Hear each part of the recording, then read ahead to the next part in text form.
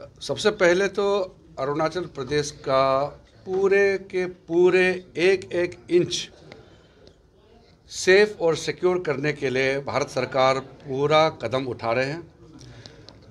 कल गृह मंत्री जी वाइब्रेंट विलेज प्रोग्राम का उद्घाटन किया। हमारा प्राथमिकता ये है, मोदी जी ने जैसा कंसेप्चुलाइज किया कि भारत का जो कोने में बॉर्डर एरिया में जितने गांव हैं, ये हमारा प्रायोरिटी विलेजेस है, ये हमारा फर्स्ट विलेजेस है। इस तरह का जो कैबिनेट ने पास किया उसको कल औपचारिक रूप से लॉन्च किया।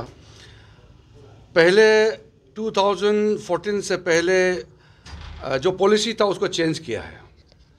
पुराना पॉलिसी ये था कि बॉर्डर एरिया में अच्छा सड़कें नहीं बनाना है, इंफ्रास्ट्रक्चर खड़ा नहीं करना है, क्योंकि चाइना अटैक करके उसको यूज़ करेगा। ये पुराना सरकार का सोच था। मोदी जी ने ये सोच को कम्प्लीटली बदल दिया है और आज अरुणाचल के जितने गांव हैं, बॉर्डर एरिया है, सब पे अभी जो मूलभूत सुविधा है वो पहुंच गई है।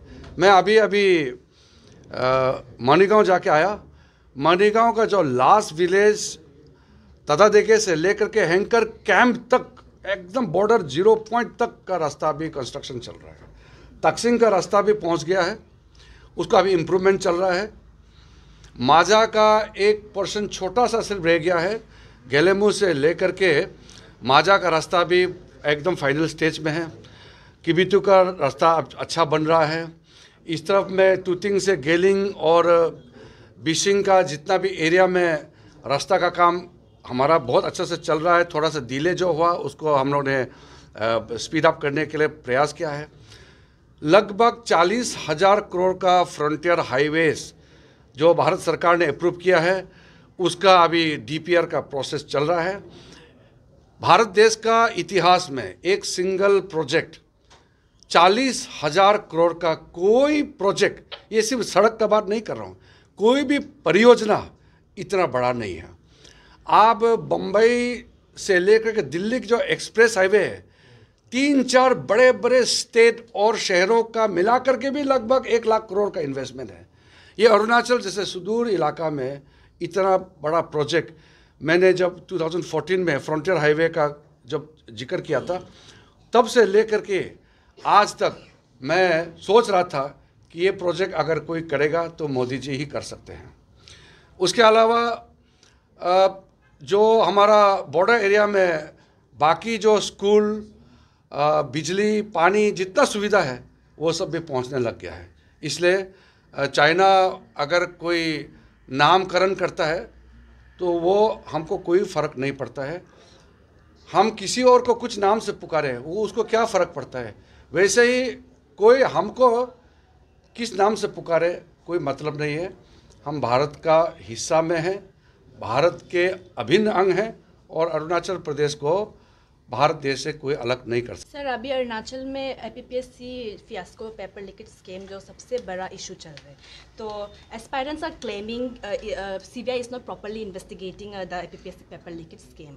Will you as a union law minister put some pressure on CBI to expedite in the investigation?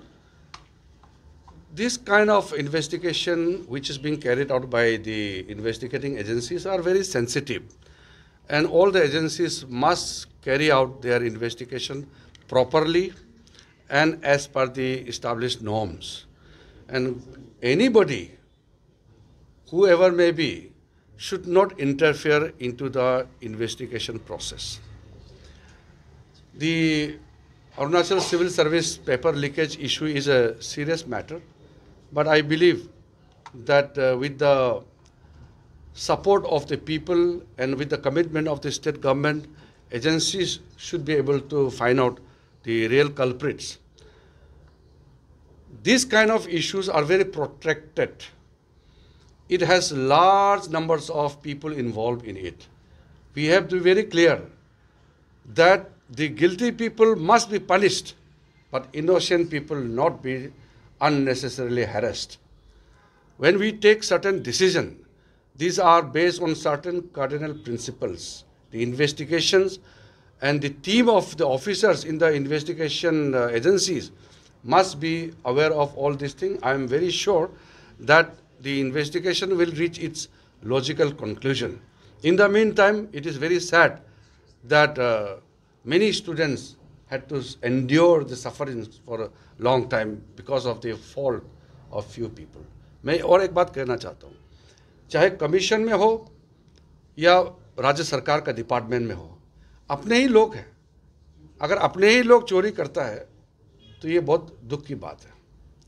Bank manager अगर बैंक से पैसा खुद लूटेगा, घर में जो औरत होता है उनके हाथ में तिजोरी होता है, वो औरत ही अपना तिजोरी लूटेगा, तो भरोसा किसको करेगा?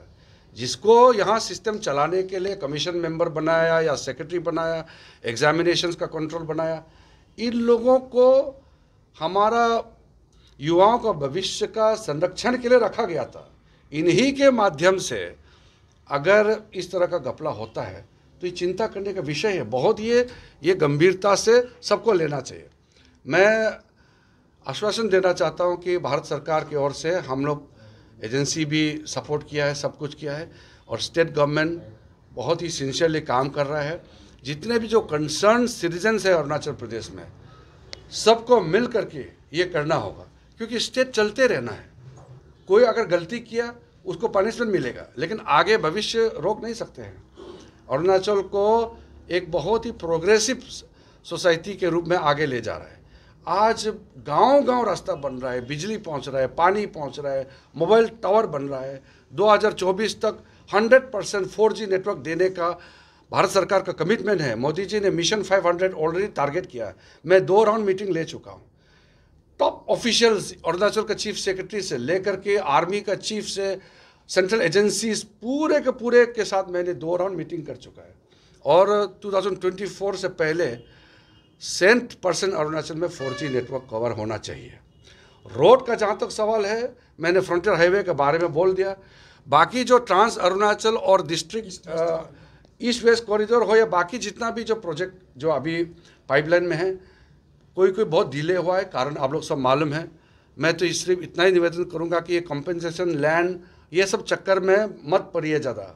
जिसको जो मिलना चाहिए मिलना है, लेकिन जो लैंड मेजरमेंट करता है वही बदमाशी करेगा, जो पीपल्स रिप्रेजेंटेटिव है वही गलती करेगा, तो ये ठीक नहीं है।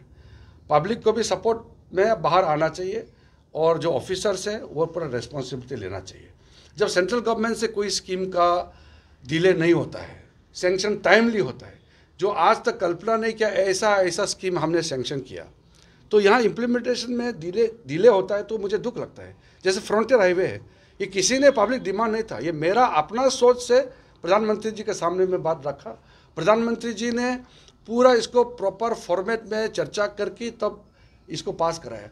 मोदी जी का जो आशीर्वाद अरुणाचल प्रदेश के ऊपर, पूरा नॉर्थ ईस्ट के ऊपर जो दे रहे हैं, इसका बराबर कोई सोच भी नहीं सकते हैं। अब हम लोग का जिम्मेदारी बनता है कि जितना भी जो स्कीम्स सैंक्शन हुआ है, प्रोग्राम्स, पॉलिसी भारत सरकार का चल रहा है, स्टेट गवर्नमेंट का प्रोग्राम के साथ मिल करके इसको आगे ले जाना है।